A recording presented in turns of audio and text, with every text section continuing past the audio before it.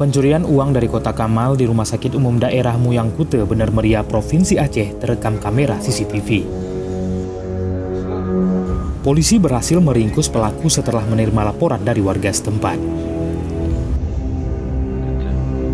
Dalam rekaman CCTV, tampak seorang pria dengan menggunakan selimut tebal dan masker membongkar kotak amal milik Mushola Al-Ikhwan, Desa Pondok Baru yang ditempatkan di area rumah sakit tersebut.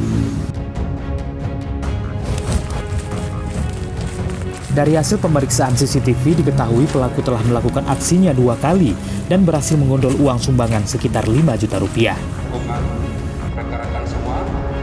Satuan Reserse Kriminal Polres Bener Meriah yang melakukan penyelidikan berhasil menangkap tersangka RW 47 tahun yang merupakan warga Simpang Tritip, Kecamatan Wipesam, Bener Meriah.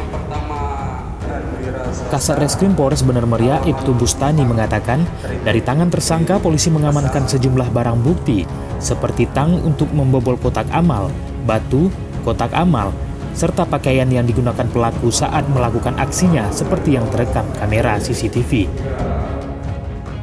Saya dan tim lainnya Opsnal untuk mengungkapkan kasus ini berawal dari adanya rekaman CCTV.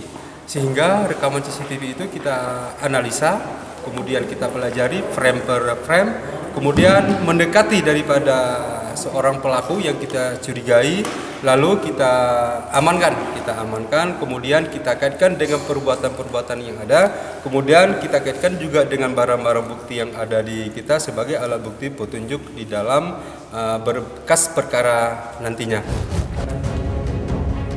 Tersangka mengaku nekat membobol kotak sumbangan karena butuh uang mendesak untuk membayar sewa lapak warungnya di komplek rumah sakit tersebut. Dari Kabupaten Bener Meriah, Tim Liputan Aceh Video.